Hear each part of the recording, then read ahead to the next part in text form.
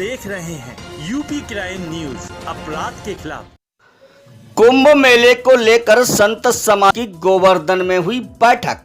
Corona काल में एक और जहां प्रशासन ने बड़े आयोजनों पर रोक लगा रखी है, वहीं धीरे धीरे बाजारों, सिनेमाघरों, व्यावसायिक गतिविधियों को खोलने की प्रक्रिया भी जारी है। अभी हाल ही में अधिक मास मेले में भी ब्रज के प्रमुख तीर्थ गोवर्धन में श्रद्धालुओं की अच्छी खासी चहल पहल भी देखी गई।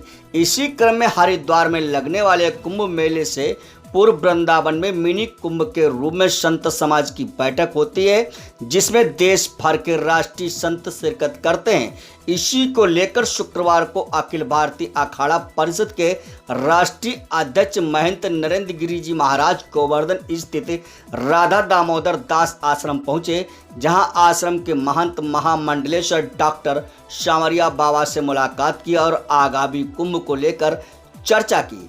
पत्रकारों से वार्ता में महंत नरेंद्र गिरी महाराज ने बताया कि वृंदावन में आयोजित होने वाले मिनी कुंभ को लेकर प्रशासन के साथ वार्ता की गई है, जिसमें प्रशासन से संतों के 1 महीने के प्रवास के दौरान उनको दी जाने वाली बिजली, पानी, निवास आदि की सुविधाओं पर चर्चा की गई।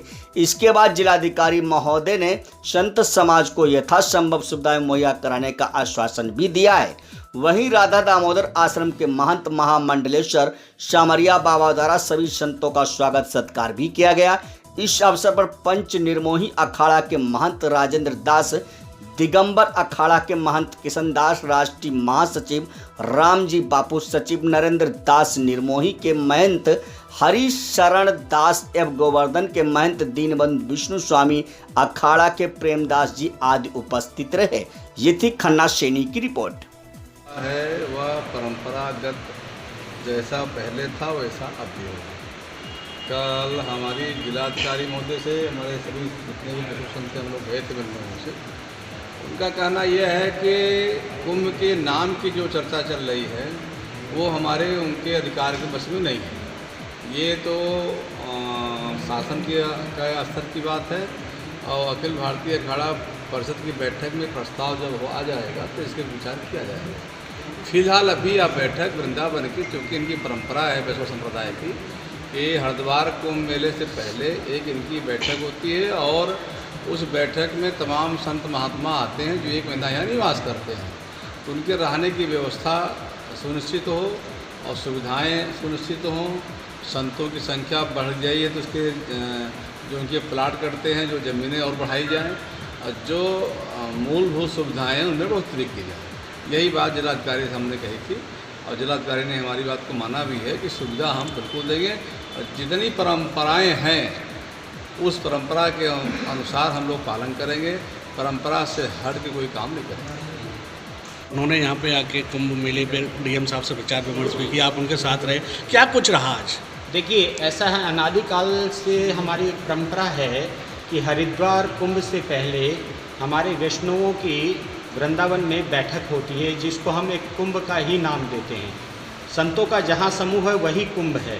तो हमारे समस्त वैष्णव संप्रदाय के साधु महंतान एवं सन्यासी अखाड़ों के श्री महंतान सभी यहाँ पर आकर 1 महीना तक प्रवास करते हैं और जमुना महारानी की आराधना करते हैं और यहाँ विचार विमर्श करने के पश्चात हरिद्वार का कुंभ होता है। इसी श्रृंखला में काफ़ी दिनों से ये चर्चा चल रही थी, क्योंकि वृंदावन में अभी कोई भी कार्य आरंभ नहीं हुआ, तो प्रशासन सोया हुआ था।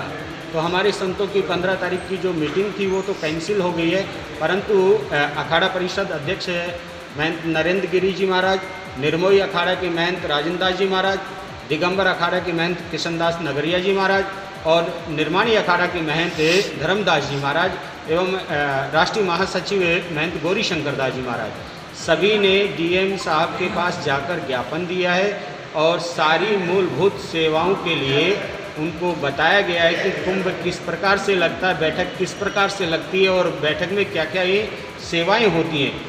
वही सेवाओं के प्रकल्प को लेकर जब ज्ञापन दिया गया तो वहाँ से आश्वासन के तौर पर बहुत अच्छा पॉजिटिव एनर्जी मिली है और उन्होंने माना भी है कि जो भी संतों का कार्य होगा उसको सुलभता के साथ में पूर्ण कराया जाएगा।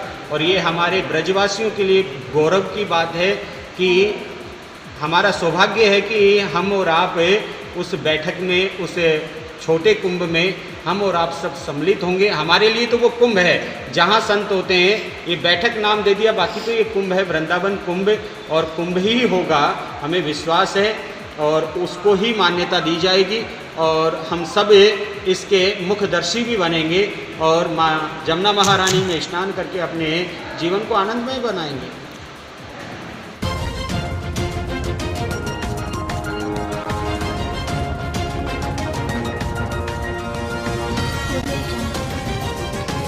आप देख रहे हैं यूपी क्राइम न्यूज, अपराध के खिलाफ